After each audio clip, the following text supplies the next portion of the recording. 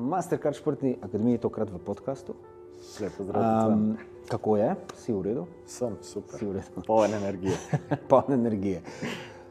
Ja, prihajamo k koncu letošnje generacije in tako naprej, pa morda neke tvoje zaključne misli o vsem, kaj si doživel z nami, morda kako si videl nekatere stvari, takole zdaj iz glave. Kaj prvo pade na pamet? Prvo je seveda vsa nova znanja, ki sem jih dobil skozi Športno akademijo. Zelo me je presenetil sploh prvi posel, družbena omrežja, tam sem videl največji napredek, največ, kako bi rekel, razvoja. To mi je taka stvar, ki je res prva stvar, ki mi pade na pamet. Omenil si v bistvu dva področja, morda kaj konkretnega, recimo družbena omrežja, kaj konkretnega izpostaviti iz tega primerjava prej in zdaj?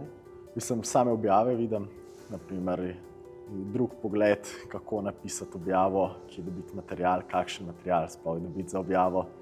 Sploh se mi zdi, da tudi Športna akademija veliko pomaga pri tem, da širši krog ljudi vidi tebe tudi v drugi luči, mogoče ne samo v uni luči kot športnika, ampak tudi kot neko osebnost.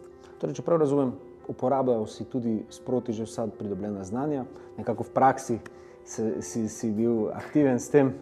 Točno tako. Točno tako. Zdaj največji napredek.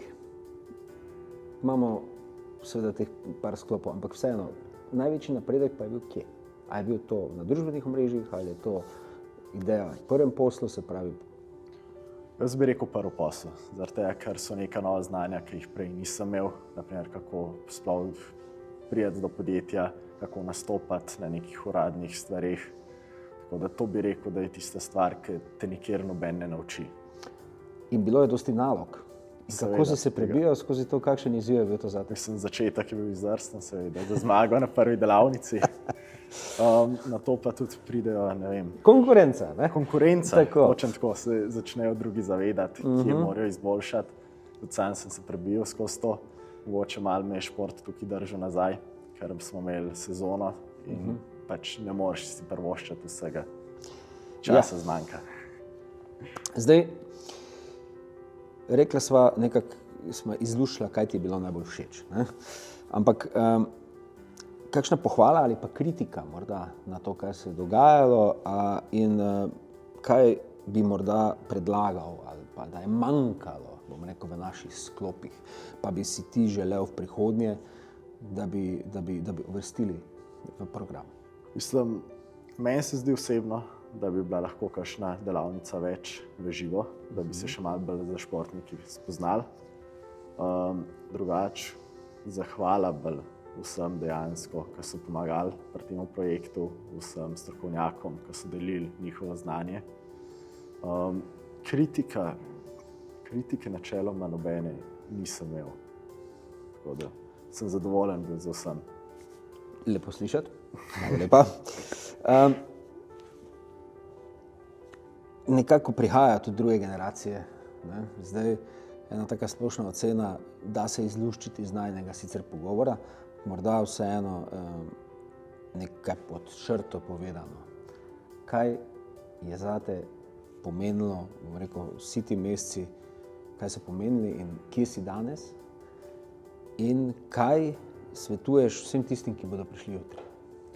Mislim, vsekakor, če lahko ne izkoristijo to možnost, zaradi tega, ker je res tukaj neomejeno znanja, sploh če si zagret, da sprašuješ, boš še toliko več odnesel tega.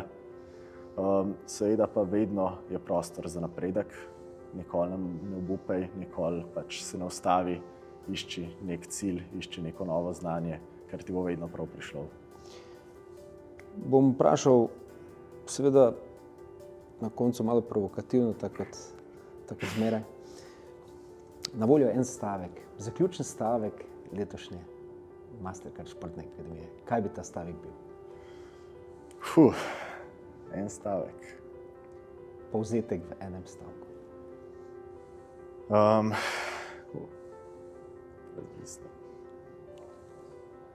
Nikoli ni prepozno za nova znanja, tako bom jaz rekel.